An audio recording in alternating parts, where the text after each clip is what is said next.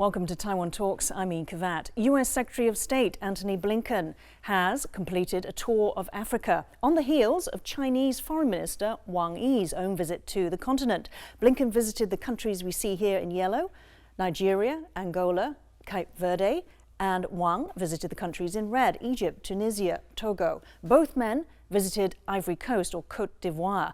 Which of these nations holds greater influence on the continent, and what does Africa mean for the strategic power rivalry, not only between the US and China, but also players like Russia and European countries? Joining us today are Yeh-chung, National Chengchi University College of International Affairs professor, and Raymond Sung, Prospect Foundation Vice President, and Yeh-chung, National Chengchi University College of International Affairs Vice Dean. A very warm welcome to all on the show today. Professor Liu, let's take a look again at the map which shows the specific countries that Wang Yi and Antony Blinken visited.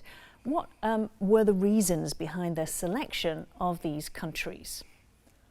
For China's consideration, I would say it is not only the economic development projects, but what is more important is China's position on the current conflict between Israel and Hamas. As you can see, Wang Yi paid a visit to Egypt. Egypt continued to play a significant role in mediating the disputes in the Middle East. And also, as you can see, Wang Yi also wanted to try to emphasize the role China can play in the future. And also, if we put this two visits in a big picture, you can see that China and the United States, they are trying to compete on the one hand. On the other hand, they are trying to somehow to negotiate one way or another to broker a peace in that region, and especially in the Middle East. Okay. Raymond, would you agree with that? Yes, of course, for the visit of Cape Verde, Secretary Blinken said it's a gateway to Africa, so there's a historical tie with the United States. And also for Nigeria, it's because it's a very large country with a very large Chinese investment. So yes, the United States is trying to compete. And for Côte d'Ivoire, and there's a security concern for that country, and the United States promised $45 million aid to strengthen its security and assistance of technology. And for Angola, it's a even more strategic move because there is a corridor called the Lobito Corridor that's cooperated by the United States and EU countries trying to get the copper mines from the Congo and Zambia through the port of Lobito in Angola. So that's why Secretary Blinken paid the visit to Angola. Okay. Professor Yen, let's talk about the security aspect of Blinken's trip. You have so many military coups in the Sahel region. So what happened is there's still a lot of radical Islamic fighters in the region causing instability, and then you have military coup. So a lot of governments right now are turning away from France, maybe towards Russia for help. So U.S., I think, for security reason, and want to play a role, not just to stabilize the region, but making sure Russia's forces will not be a dominant military presence there. So that's why I think he visited Côte d'Ivoire, because Côte d'Ivoire, just like other countries in Central and West Africa, after the recent outbreak of military coup in Niger, in Gabon, earlier in Burkina Faso, Mali, even in more democratic countries like Ghana, like Côte d'Ivoire, they worry about military coup. I think there is a commitment about democracy support. And also, when he visited Angola, just like Raymond mentioned, this is an important breakthrough for the U.S., or at least here, the railroad project originally was built a long time ago by the Portuguese, who colonized Angola, but it was broken for a long time. And then China tried to help, but designed a plan to revitalize this corridor. But what happened is eventually Angola turned to U.S. So this is a breakthrough for the U.S. because China has been building railroad all over Africa. So Okay. finally, you have a footstep in Yeah, for the US. for the U.S. Professor Liu, how come the US was allowed to have this inroad in terms of this railway? What was it that China did wrong, or did they not do anything wrong here? Yeah, I think in the past few years, for many countries in Africa, even though they are all involved and participated in the BRI initiative, but what they witness is China's investment seem to be limited in some ways. For example, in terms of the amount China agreed or committed to invest in that region, for the past few years, we can see that there seems to be little influence or materialization of those kind of amount. So they began to worry that whether this is going to realize their own economic development for those countries.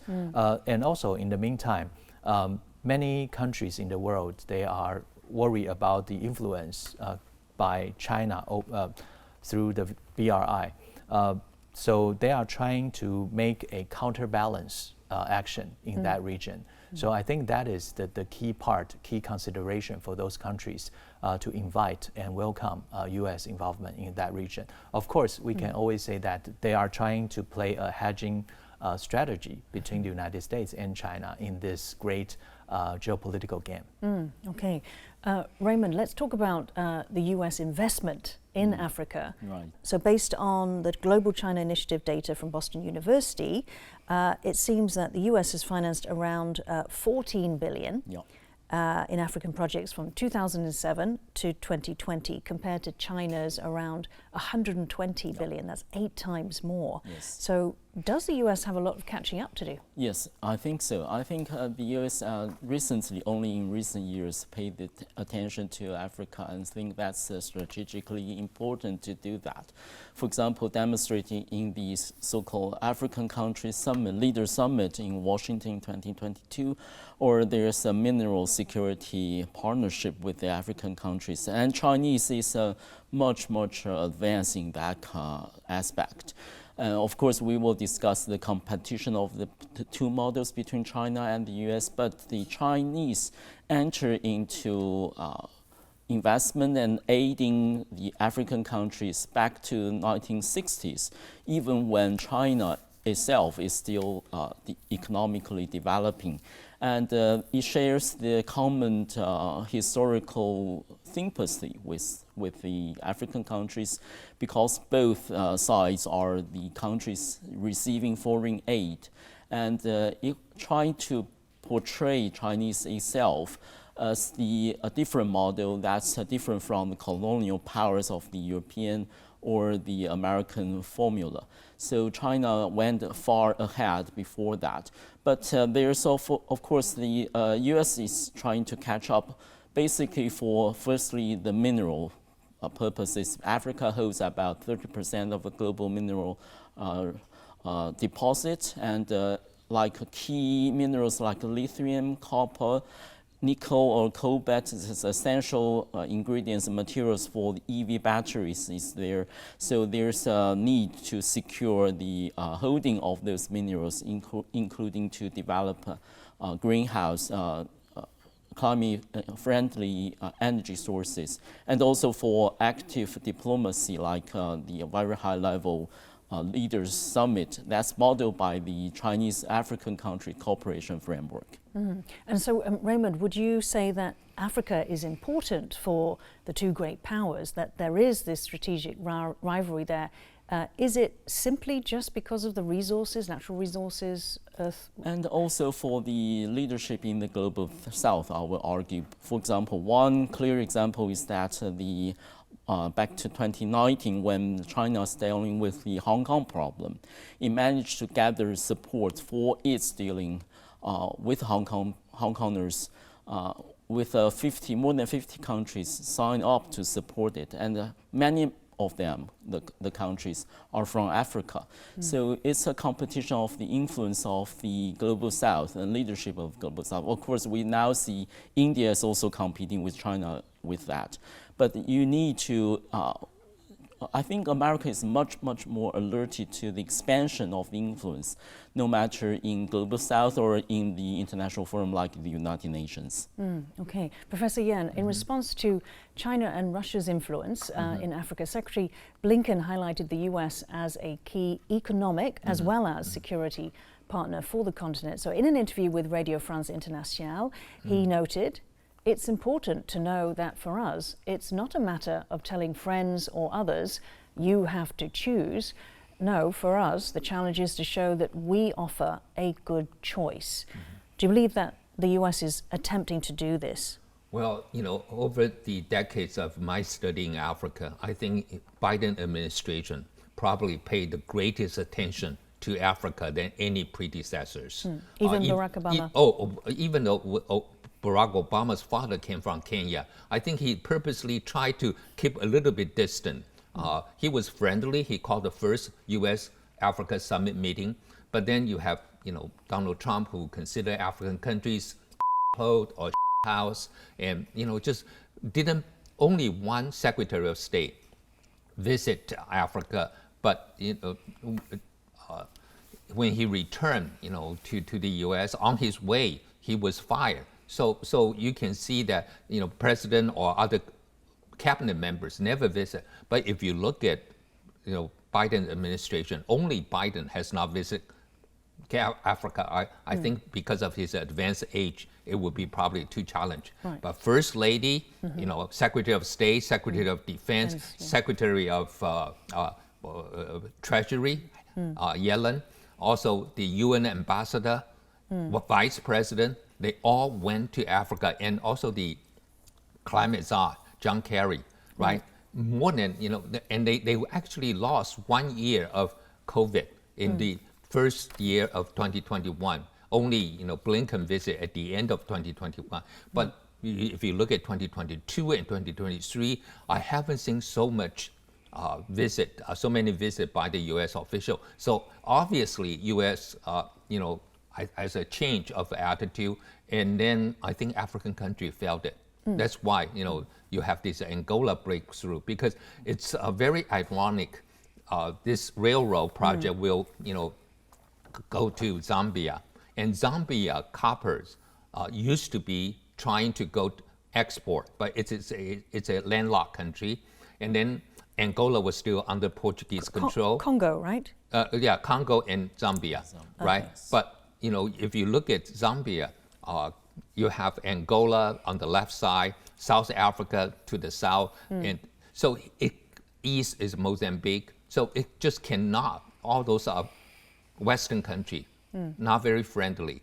That's why China started this Desert Road Highway, railway in 1970, right? So this is where I think, ironically, China was famous for its railway, and then Zambia right now turned to the U.S., going through Angola. Right. Yeah, I mean, let me just quote what President Biden said in November. He said, "This first of its kind project is the biggest U.S. rail investment in Africa ever." I mean, Blinken said this was of this generation, one that's going to create jobs and connect markets for generations to come. So, Professor Liu, do you see this as the tide turning? Can we be say that it's... I think so, or at least we can say that the United States is trying very hard to compete with China. If we are reviewing, I totally agree with Professor Yan about the Biden administration's efforts in comparison to his predecessors. The United States continue to stress the importance of Africa right now, especially when we talk about the economic reason, we talk about the political, geopolitical, or resource reasons, and also for the public health issue. Right now, the United States is trying to compete with China. For example, just early last year in 2023, there was a first phase of headquarters of the Africa CDC project, aided by the Chinese.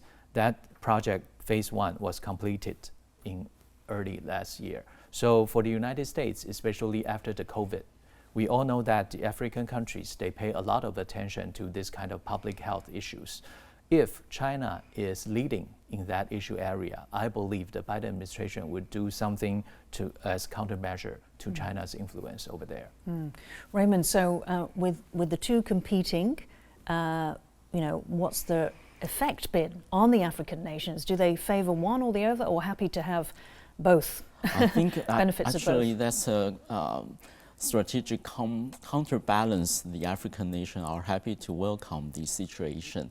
And may I just mention the competition of the two models? And you will see the Secretary Blinken noted that we are providing a choice for the African nations. We are not trying to telling the African nations what they should do, but we are providing a choice. What's the difference between the US model and the Chinese model?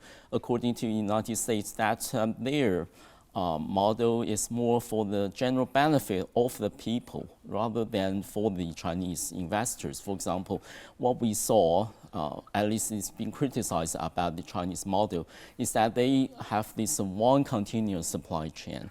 They enter into bring their own capital, bring their own materials and their own labor forces, and offer little employment opportunities for the local communities. That's the first one. And the second one is that their investment, their loans are without strings attached and without no financial discipline required. But that leads to the overdrawing from those loans, and that traps fallen by the African nations. And also, so the IMF and the United States strongly criticize that, saying that we offer a different approach. Of course, you can choose, but we are not entering into to explore those resources and the local market and the labors. And also for trade, Chinese offered much opportunity for trade, but the African nations saw an influx of Chinese cheap goods rather than the export received from the African nations. So that's why in the latest African cooperation nations with China, African leaders are trying to persuade Chinese to import more goods from the African countries. And finally, about the environmental and social and governance friendly model called ESG friendly. And you want to say trying to persuade those African countries that you have to pay attention to the long-term sustainability of your resources and your environment and your local governance. So they try to persuade that we offer a better model, but whether the African country can buy that is a question to remain to be seen. Maybe, Professor, to get your view on that, how are African nations receiving all this? Are they open to the democracy strengthening that the Americans want, or they favor Chinese no strings attached infrastructure? Of course, no strings attached is much easier to be taken. But at the same time, you have the civil society in Africa probably prefer more democratic governance. But the reality is that you still have so many we call autocrats in Africa, lots of military coup and being condemned. And once you have those, or who change the constitution to stay in power, and then they will be sanctioned, which means they cannot be in this AGOA, this African Growth Opportunity Act provided by the US for sub-Saharan African countries, because there is a condition there. You have to have democratic governance. And you need that, you need to be a member of AGOA to export goods, including agriculture goods, to the US tariff-free. So if you are removed from that list or being sanctioned, blacklist, then you cannot. So I think African country would like to deal with that somewhat. But to me, observing Africa for so long, I think at least the US has changed some attitudes, whether it's Secretary of State Blinken or Biden himself or other members, especially, at the same time when Blinken is visiting Africa, you have the UN Ambassador Linda Thomas Greenfield also attending, the inauguration of Liberian president and visiting a very small country called Guinea-Bissau, which most of the time the U.S. government official will try to shy away from that kind of visit. But I think there are more different kind of visit than before. I used to joke when you have President Clinton and President Bush visiting Africa. One visit 5 countries, one visit 6 countries, and together 7 countries. Why? It's the same country they visit. They want to visit the presentable country. They don't want to visit autocratic country. They don't want to visit a war zone. But China will have no discrimination on that. So that's why China has a much advanced in Africa than the U.S. It's an interesting point that you raised there, because the Islamic militants, they have shifted, isn't it? They targeted the Sahel countries, but now I understand that they're shifting to the more affluent countries, perhaps on the West Coast, on the Atlantic coast. And this is meaning that the US has to shift its strategy. Is that right? Well, of course, US worry a lot about, the Sahel region. They have a Sahel anti-terrorist initiative before, and France have, a 5 Sahel country with a group, but then you have military coup. So lots of countries withdraw from that initiative, including Burkina Faso, Mali, and so it's breaking down.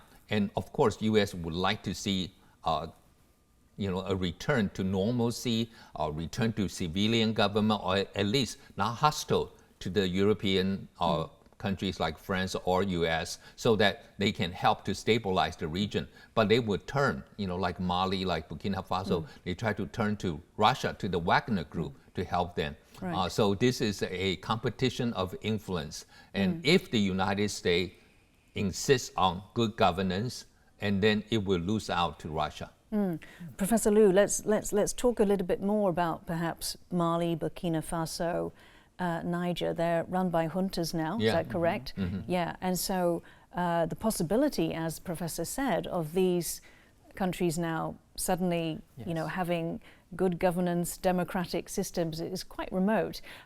So what sort of influence can countries like either China or the US have, or even France, over a country like Russia that has provided mercenaries to the juntas? Yes, I think it is quite important for us to note the role Russia can play now and in the near future to African countries.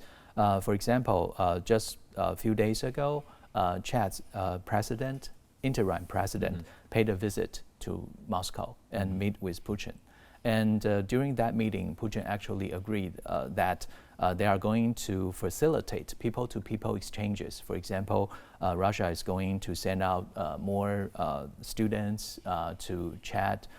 For that, I think it helped to strengthen not only the president of Chad right now's military ties or security ties, but what is more important is trying to enhance his legitimacy. And they are going to have the presidential election later this year. So what would play out, we really need to see closely. And also, it is quite important for us to know that for Russia, as we can see, while competing with the United States over the Ukraine war and other Western countries, right now Russia is paying a lot of attention to replace the role France used to play in the past. And we can see that this put Russia in an advantageous position vis-a-vis others, because we all know that France or the West in general are seen as colonizers to those African countries. So to them, after military coup, it is to those leaders, it seems to be more feasible for them to coalesce with Russia and even China rather than the United States or the West. So I think that's why, as Wang Yi put in his summing up conference about his trip to Africa, he said that it seems to China that those countries in Africa are more willing to reiterate those statements regarding China's core interests, issue areas. So, for example, One China principle, those kind of statements. In Taiwan? Yes. So for China, of course, they will continue to invest, trying to expand their influence in Africa. So for the United States and the West, what they can do, I believe to the West and the United States, they need to try to strike a balance, not only be there, but strike a balance between those principles and the reality, and how to weigh one against the other. I think that's the key issue here. Okay, and very, very finally, Raymond, we talked about, Professor Liu spoke about China and Russia, obviously, and to what extent do you think they are working together in Africa, or are they actually competing against each other for influence? I think that's the traumas carried by the colonialism still runs very deep in African countries, and that's the advantage to the European states. How do you persuade those people that we are coming back to you with a genuine intention to assist you to develop and for the general benefit of the people, and rather than to explore you and to impose our models on you? And of course, that's for the African country to select. As Professor mentioned, there's our strong civil society appearing in those countries, and yeah, we can see the difference between those models.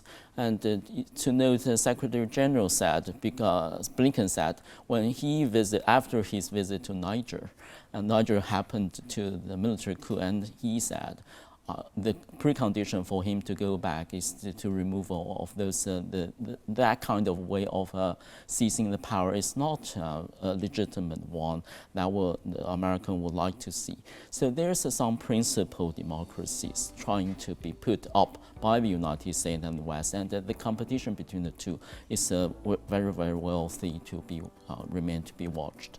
Okay, so we'll have to end it there. Thank you so much, You're Professor welcome. Chen-shen, Raymond Sung, and Yeh-chung for joining Taiwan Talks today. If you liked our show, please search for us on YouTube, give us a thumbs up, and hit subscribe to our channel. Thank you for watching our show today. Stay safe and see you next time.